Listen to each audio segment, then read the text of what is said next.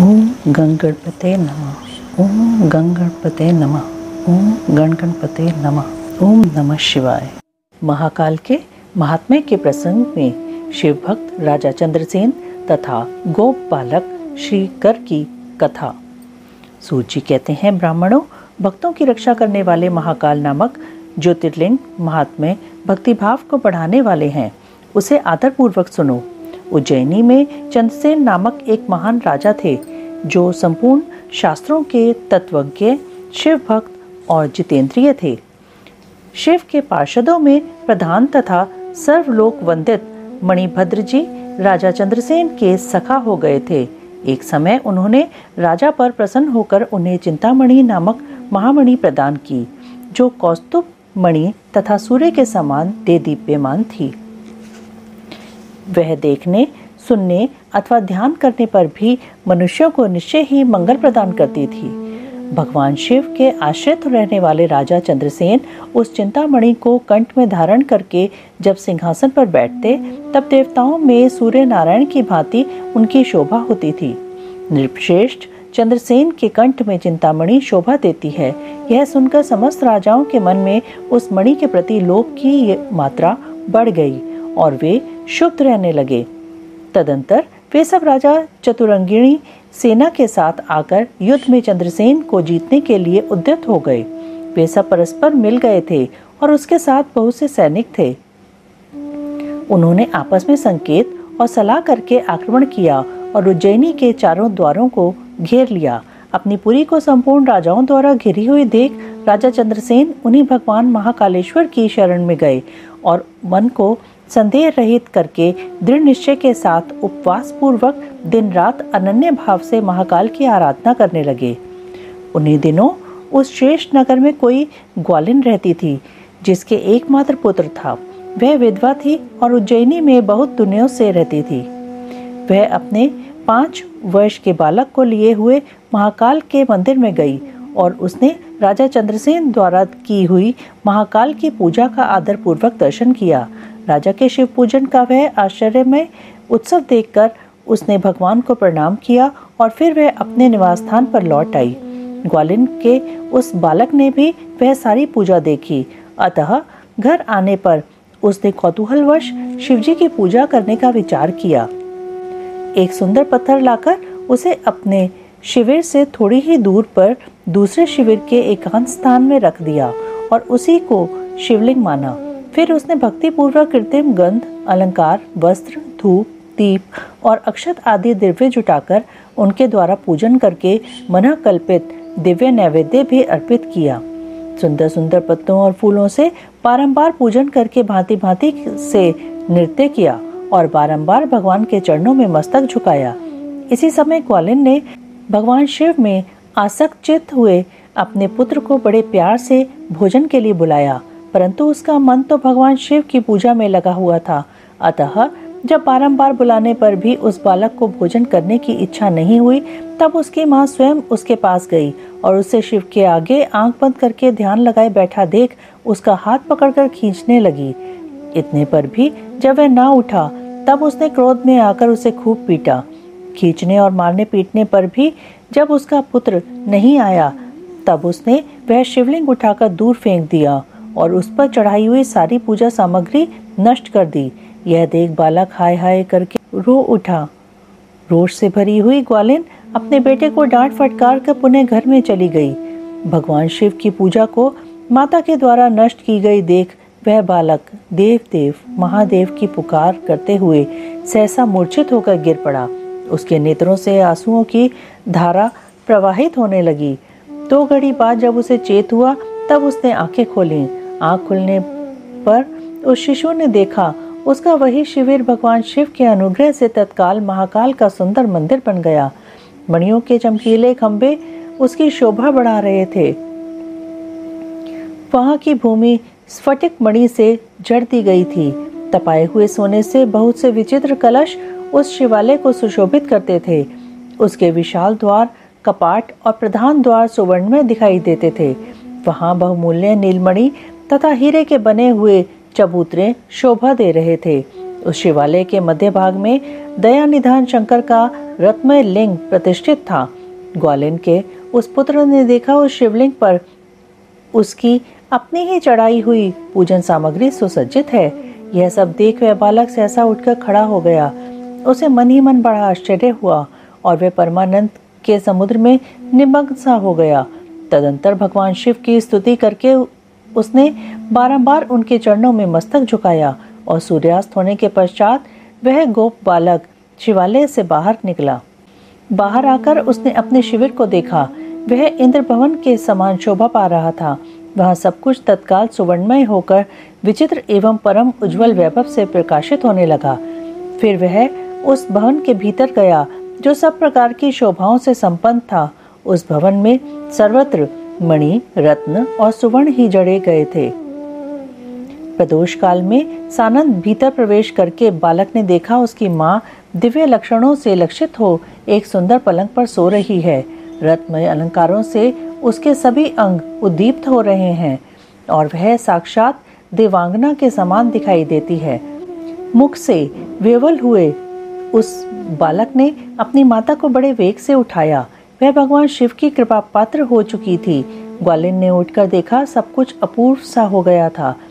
उसने महान आनंद में निमग्न हो अपने बेटे को छाती से लगा लिया। पुत्र के मुख से गिरजापति के कृपा प्रसाद का वह सारा वृतांत सुनकर ग्वालिन ने राजा को सूचना दी, जो निरंतर भगवान शिव के भजन में लगे रहते थे। राजा अपना नियम पूरा करके रात में सहसा वहां आए और ग्वालिन के पुत्र का वह प्रभाव जो शंकर जी को संतुष्ट करने वाला था देखा। मंत्रियों और पुरोहितों सहित राजा चंद्रसेन वह सब कुछ देख परमानंद के समुद्र में डूब गए और नेत्रों से प्रेम के आंसू बहाते तथा प्रसन्नता पूर्वक शिव के नाम का कीर्तन करते हुए उन्होंने उस बालक को हृदय से लगा लिया। ब्राह्मणों, उस समय वहां बड़ा भारी उत्सव होने लगा। सब लोग आनंद विभोर होकर महेश्वर के नाम और यश का कीर्तन करने लगे। इस प्रकार शिव का यह अद्भुत महात्म्य देखने से पूर्ववासियों को बड़ा हर्ष हुआ और इसी की चर्चा में वह सारी रात एक क्षण के समान व्यतीत हो गई। युद्ध के लिए नगर को चारों ओर से घेर कर खड़े हुए राजाओं ने भी प्रातःकाल अपने गुप्तचरों के मुख से वह सारा अद्भुत चरित्र सुना। उसे सुनकर सब आश्चर्य से चकित हो गए और वहां आए हुए सब नरेश एकत्र हो आपस में इस प्रकार बोले, ये राजा चंद्रसेन बड़े भारी शिव भक्त हैं, अतएव इन पर विजय पाना कठिन है। ये सर्वथा निर्भय होकर महाकाल की नगरी उज्जैनी का पालन करते हैं, जिसकी पुरी के बालक भी ऐसे शिव भक्त हैं। वे राजा चंद्रसेन तो महान शिव भक्त हैं ही। इनके साथ विरोध करने से निश्चय ही भगवान शिव क्रोध करेंगे और उनके क्रोध से हम सब लोग नष्ट हो जाएंगे। अतः इन नरेश के साथ हमें मेल मिलाप ही कर लेना चाहिए। ऐसा होने पर महेश्वर हम पर बड़ी कृपा करेंगे। सूत जी कहते हैं, ब्राह्मणों, ऐसा निश्चय करके युद्ध हृदय वाले उन सब भूपालों ने हथियार डाल दिए। उनके मन से वैरभाव निकल गया। वे सभी राजा अत्यंत प्रसन्न हो चंद्रसेन की अनुमति ले महाकाल की उस रमणीय नगरी के भीतर गए। वहां उन्होंने महाकाल का पूजन किया। फिर वे सब के सब उस ग्वालिन के महान, अद्भुत, अभ्युदयपूर्ण दिव्य सौभाग्य की भूरी भूरी प्रशंसा करते हुए उनके घर पर गए। वहां राजा चंद्रसेन ने आगे बढ़कर उनका स्वागत सत्कार किया। वे बहुमूल्य आसनों पर बैठे और आश्चर्यचकित एवं आनंदित हुए। गोप बालक के ऊपर कृपा करने के लिए स्वतः प्रकट हुए शिवालय और शिवलिंग का दर्शन करके उन सब राजाओं ने अपनी उत्तम बुद्धि भगवान शिव के चिंतन में लगाई। तदंतर उन सारे नरेशों ने भगवान शिव की कृपा प्राप्त करने के लिए उस गोप शिशु को बहुत सी वस्तुएं प्रसन्नता पूर्वक भेंट की। संपूर्ण जनपदों में जो बहुसंख्यक गोप रहते थे, उन सबका राजा उन्होंने उसी बालक को बना दिया। इसी समय समस्त देवताओं से पूजित परम तेजस्वी वानरराज हनुमान जी वहां प्रकट हुए। उनके आते ही सब राजा बड़े वेग से उठकर खड़े हो गए। उन सब ने भक्ति भाव से विनम्र होकर उन्हें मस्तक झुकाया। राजाओं से पूजित हो वानरराज हनुमान जी उन सबके बीच में बैठे और उस गोप बालक को हृदय से लगाकर उन नरेशों की ओर देखते हुए बोले, राजाओं, तुम सब लोग तथा दूसरे देहधारी भी मेरी बात सुने। इससे तुम लोगों का भला होगा। भगवान शिव के सिवा देहधारियों के लिए दूसरी कोई गति नहीं है। यह बड़े सौभाग्य की बात है कि इस गोप बालक ने शिव की पूजा का दर्शन करके उससे प्रेरणा ली और बिना मंत्र के भी शिव का पूजन करके उन्हें पा लिया। गोप वंश की कीर्ति बढ़ाने वाला यह बालक भगवान शंकर का श्रेष्ठ भक्त है। इस लोक में संपूर्ण भोगों का उपभोग करके अंत में यह मोक्ष प्राप्त कर लेगा। इसकी वंश परंपरा के अंतर्गत 8वीं पीढ़ी में महायशस्वी नंद उत्पन्न होंगे, जिनके यहाँ साक्षात भगवान नारायण उनके पुत्र रूप से प्रकट हो श्री कृष्ण नाम से प्रसिद्ध होंगे। आज से यह गोप कुमार इस जगत में श्रीकर के नाम से विशेष ख्याति प्राप्त करेगा। सूत जी कहते हैं, ब्राह्मणों, ऐसा कहकर अंजनी नंदन शिव स्वरूप वानरराज हनुमान जी ने समस्त राजाओं तथा महाराज चंद्रसेन को भी कृपा दृष्टि से देखा। तदंतर उन्होंने उस बुद्धिमान गोप बालक को श्रीकर को बड़ी प्रसन्नता के साथ शिवोपासना के उस आचार व्यवहार का उपदेश दिया जो भगवान शिव को बहुत प्रिय है। इसके बाद परम प्रसन्न हुए हनुमान जी चंद्रसेन और श्रीकर से विदा ले उन सब राजाओं के देखते देखते वहीं अंतर्ध्यान हो गए। वे सब राजा हर्ष में भरकर सम्मानित हो महाराज चंद्रसेन की आज्ञा ले जैसे आए थे वैसे ही लौट गए। महातेजस्वी श्रीकर भी हनुमान जी का उपदेश पाकर धर्मज्ञ ब्राह्मणों के साथ शंकर जी की उपासना करने लगा। महाराज चंद्रसेन और गोप बालक श्रीकर दोनों ही बड़ी प्रसन्नता के साथ महाकाल की सेवा करते थे। उन्हीं की आराधना करके उन दोनों ने परम पद प्राप्त कर लिया। इस प्रकार महाकाल नामक शिवलिंग सत्पुरुषों का आश्रय है। भक्त वत्सल शंकर दुष्ट पुरुषों का सर्वथा हनन करने वाले हैं। यह परम पवित्र रहस्यमय आख्यान कहा गया है जो सब प्रकार का सुख देने वाला है। यह शिव भक्ति को बढ़ाने तथा स्वर्ग की प्राप्ति कराने वाला है। विंध्य की तपस्या ओमकार में परमेश्वर लिंग के प्रादुर्भाव और उसकी महिमा का वर्णन। ऋषियों ने कहा, महाभाग सूत जी, आपने अपने भक्त की रक्षा करने वाले महाकाल नामक शिवलिंग की बड़ी अद्भुत कथा सुनाई है। अब कृपा करके चौथे ज्योतिर्लिंग का परिचय दीजिए। ओमकार तीर्थ में सर्वपातकहारी परमेश्वर का जो ज्योतिर्लिंग है उसके आविर्भाव की कथा सुनाइए। सूत जी बोले, महर्षियों, ओमकार तीर्थ में परमेश संज्ञक ज्योतिर्लिंग जिस प्रकार प्रकट हुआ वह बताता हूँ, प्रेम से सुनो। एक समय की बात है, भगवान नारद मुनि गोकर्ण नामक शिव के समीप जा बड़ी भक्ति के साथ उनकी सेवा करने लगे। कुछ काल के बाद वे मुनिश्रेष्ठ वहां से गिरिराज विंध्य पर आए और विंध्य ने वहां बड़े आदर के साथ उनका पूजन किया। मेरे यहाँ सब कुछ है, कभी किसी बात की कमी नहीं होती है। इस भाव को मन में लेकर विंध्याचल नारद जी के सामने खड़ा हो गया। उसकी वह अभिमान भरी बात सुनकर अहंकार नाशक नारद मुनि लंबी सांस खींचकर चुपचाप खड़े रह गए। यह देख विंध्य पर्वत ने पूछा, आपने मेरे यहाँ कौन सी कमी देखी है? आपके इस तरह लंबी सांस खींचने का क्या कारण है? नारद जी ने कहा, भैया तुम्हारे यहाँ सब कुछ है, फिर भी मेरु पर्वत तुमसे बहुत ऊंचा है। उसके शिखरों का विभाग देवताओं के लोकों में भी पहुंचा हुआ है, किंतु तुम्हारे शिखर का भाग वहां कभी नहीं पहुंच सका है। सूत जी कहते हैं, ऐसा कहकर नारद जी वहां से जिस तरह आए थे उसी तरह चल दिए, परंतु विंध्य पर्वत मेरे जीवन आदि को धिक्कार है। ऐसा सोचता हुआ मन ही मन संतप्त हो उठा। अच्छा, अब मैं विश्वनाथ भगवान शंभू की आराधना पूर्वक तपस्या करूंगा। ऐसा हार्दिक निश्चय करके वह भगवान शंकर की शरण में गया। तदंतर जहाँ साक्षात ओंकार की स्थिति है वहाँ प्रसन्नता पूर्वक जाकर उसने शिव की पार्थिव मूर्ति बनाई और 6 मास तक निरंतर शंभू की आराधना करके शिव के ध्यान में तत्पर हो वह अपनी तपस्या के स्थान से हिला तक नहीं। विंध्याचल की ऐसी तपस्या देखकर पार्वती पति प्रसन्न हो गए। उन्होंने विंध्याचल को अपना वह स्वरूप दिखाया जो योगियों के लिए भी दुर्लभ है। वे प्रसन्न हो उस समय उससे बोले, विंध्य तुम मनोवांछित वर मांगो, मैं भक्तों को अभीष्ट वर देने वाला हूँ और तुम्हारी तपस्या से प्रसन्न हूँ। विंध्य बोला, देवेश्वर शंभो, आप सदा ही भक्त वत्सल हैं। यदि आप मुझ पर प्रसन्न हैं तो मुझे वह अभीष्ट बुद्धि प्रदान कीजिए जो अपने कार्य को सिद्ध करने वाली हो।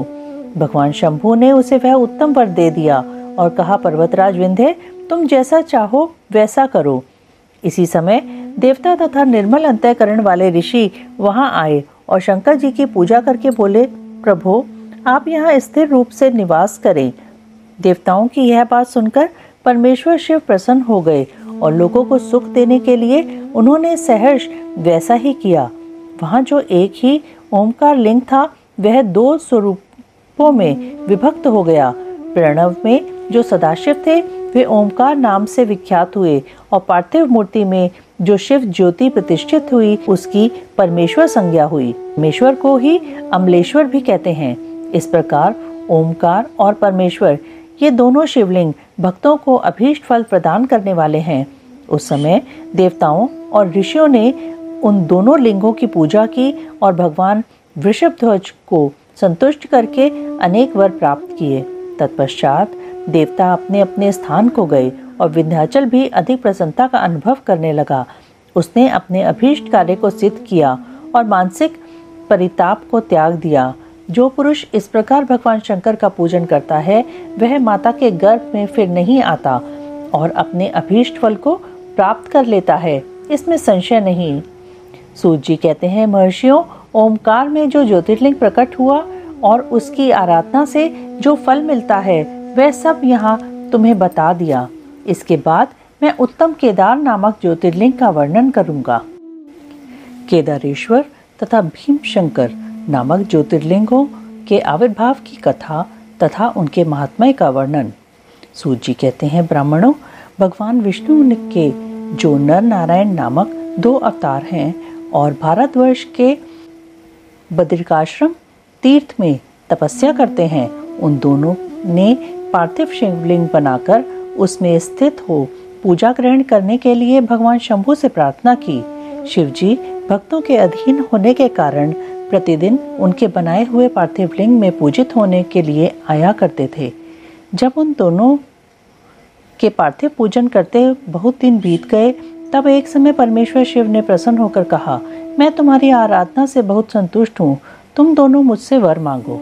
उस समय उनके ऐसा कहने पर नर और नारायण ने लोगों के हित की कामना से कहा, देवेश्वर, यदि आप प्रसन्न हैं और यदि मुझे वर देना चाहते हैं तो अपने स्वरूप से पूजा ग्रहण करने के लिए यहीं स्थित हो जाइए। उन दोनों बंधुओं के इस प्रकार अनुरोध करने पर कल्याणकारी महेश्वर हिमालय के उस केदार तीर्थ में स्वयं ज्योतिर्लिंग के रूप में स्थित हो गए। उन दोनों से पूजित होकर संपूर्ण दुख और भय का नाश करने वाले शंभु लोगों का उपकार करने और भक्तों को दर्शन देने के लिए स्वयं केदारेश्वर के नाम से प्रसिद्ध हो वहां रहते हैं। वे दर्शन और पूजन करने वाले भक्तों को सदा अभीष्ट वस्तु प्रदान करते हैं। उसी दिन से लेकर जिसने भी भक्ति भाव से केदारेश्वर का पूजन किया उसके लिए स्वप्न में भी दुख दुर्लभ हो गया। जो भगवान शिव का प्रिय भक्त वहां शिवलिंग के निकट शिव के रूप से अंकित वलय चढ़ाता है, वह उस वलय युक्त स्वरूप का दर्शन करके समस्त पापों से मुक्त हो जाता है, साथ ही जीवन मुक्त भी हो जाता है। जो बद्रीवन की यात्रा करता है उसे भी जीवन मुक्ति प्राप्त होती है। नर और नारायण के तथा केदारेश्वर शिव के रूप का दर्शन करके मनुष्य मोक्ष का भागी होता है, इसमें संशय नहीं है। केदारेश्वर में भक्ति रखने वाले जो पुरुष वहां की यात्रा आरंभ करके उनके पास तक पहुंचने के पहले मार्ग में ही मर जाते हैं, वे भी मोक्ष पा जाते हैं। इसमें विचार करने की आवश्यकता नहीं है। केदार तीर्थ में पहुंचकर वहां प्रेम पूर्वक केदारेश्वर की पूजा करके वहां का जल पी लेने के पश्चात मनुष्य का फिर जन्म नहीं होता।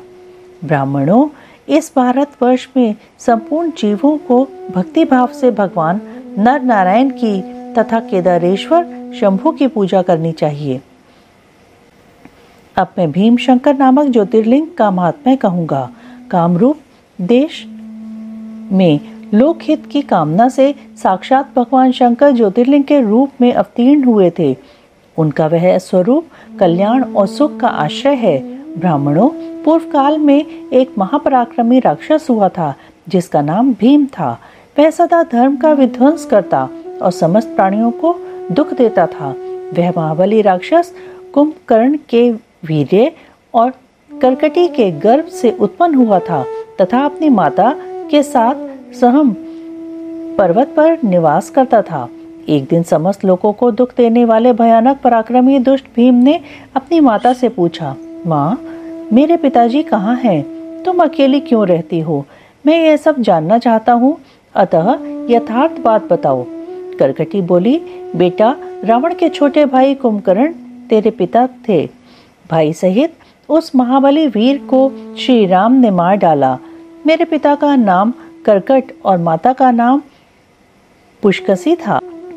विराट मेरे पति थे, जिन्हें पूर्व काल में राम ने मार डाला। अपने प्रिय स्वामी के मारे जाने पर मैं अपने माता पिता के पास रहती थी। एक दिन मेरे माता पिता अगस्त्य मुनि के शिष्य सुतीक्ष्ण को अपना आहार बनाने के लिए गए। वे बड़े तपस्वी और महात्मा थे। उन्होंने कुपित होकर मेरे माता पिता को भस्म कर डाला। वे दोनों मर गए। तब से मैं अकेली होकर बड़े दुख के साथ इस पर्वत पर रहने लगी।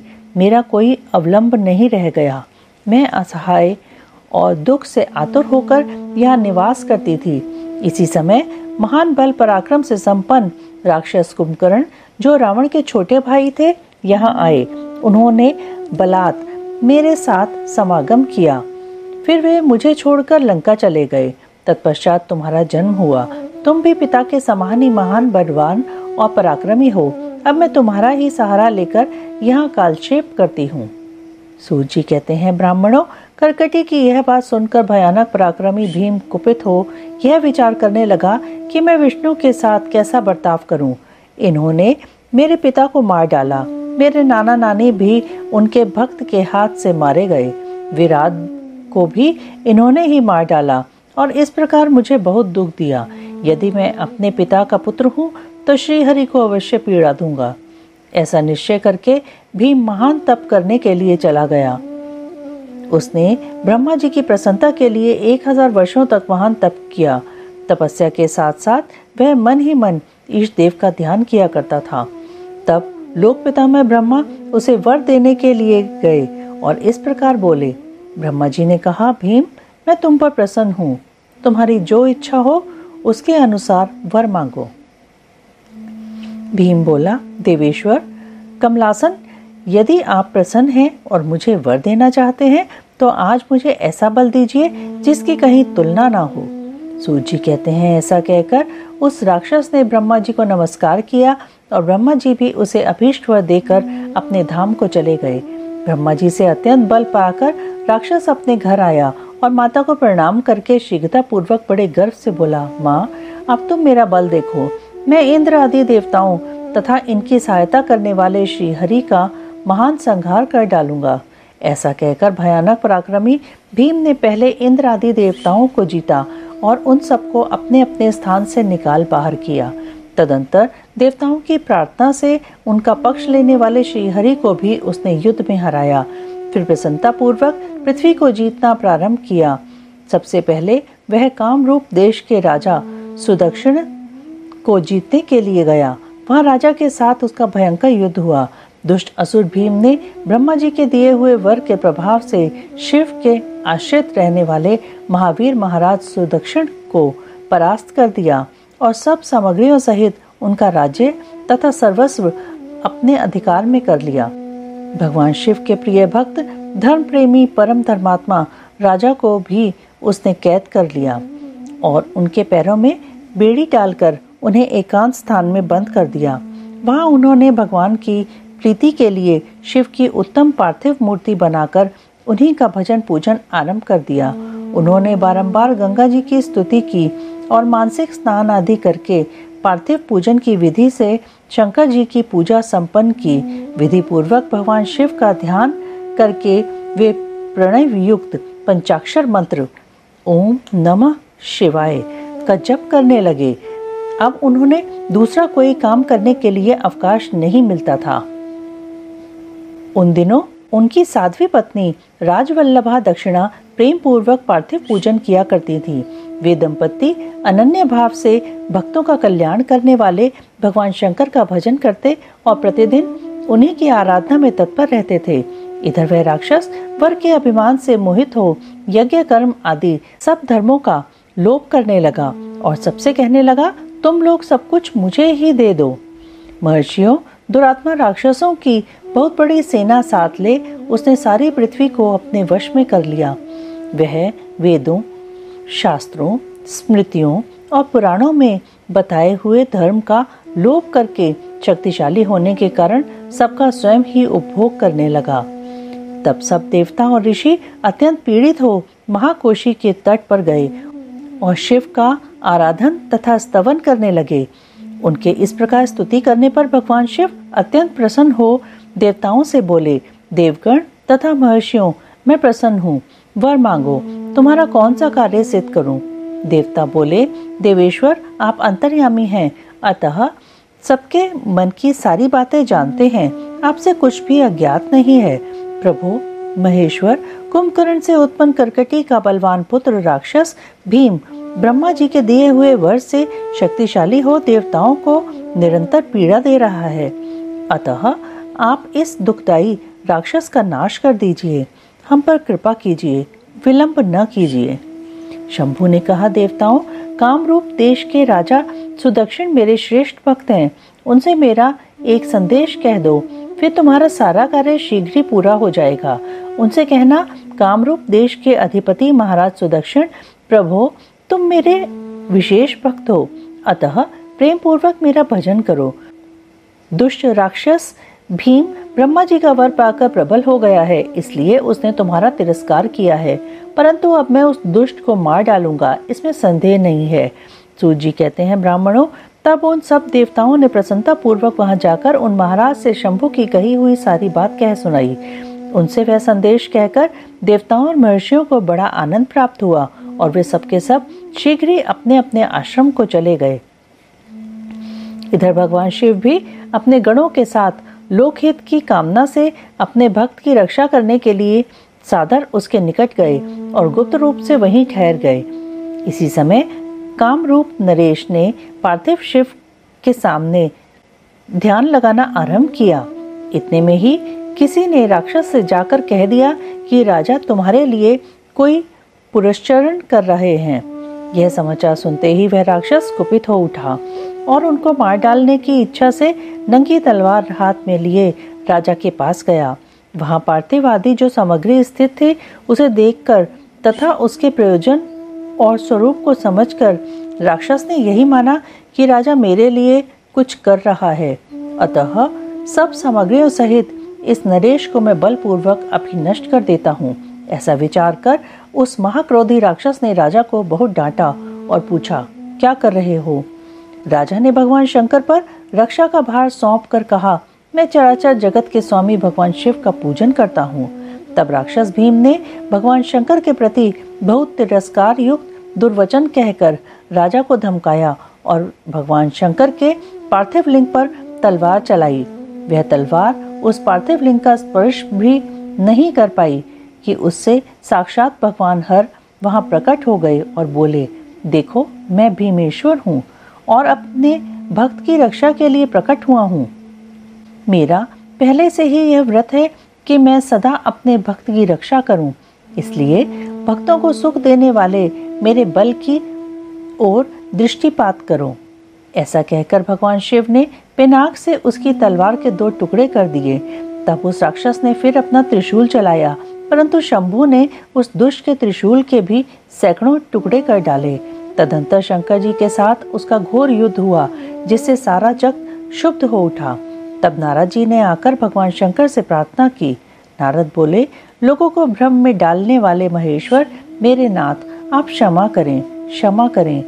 तिनके को काटने के लिए कुल्हाड़ा चलाने की क्या आवश्यकता है? शीघ्र ही इसका संहार कर डालिए। नारद जी के इस प्रकार प्रार्थना करने पर भगवान शंभु ने हुंकार मात से उस समय समस्त राक्षसों को भस्म कर डाला। मुने, सब देवताओं के देखते देखते शिवजी ने उन सारे राक्षसों को दग्ध कर दिया। तदंतर भगवान शंकर की कृपा से इंद्र आदि समस्त देवताओं और मुनीश्वरों को शांति मिली तथा संपूर्ण जगत स्वस्थ हुआ। उस समय देवताओं और विशेषतः मुनियों ने भगवान शंकर से प्रार्थना की कि प्रभु, आप यहाँ लोगों को सुख देने के लिए सदा निवास करें। यह देश निंदित माना गया है, यहाँ आने वाले लोगों को प्रायः दुख ही प्राप्त होता है, परंतु आपका दर्शन करने से यहाँ सबका कल्याण होगा। आप भीम शंकर के नाम से विख्यात होंगे और सबके संपूर्ण मनोरथों की सिद्धि करेंगे। आपका यह ज्योतिर्लिंग सदा पूजनीय और समस्त आपत्तियों का निवारण करने वाला होगा। सूत जी कहते हैं, ब्राह्मणों, उनके इस प्रकार प्रार्थना करने पर लोकहितकारी एवं भक्तवत्सल परम स्वतंत्र शिव प्रसन्नता पूर्वक वही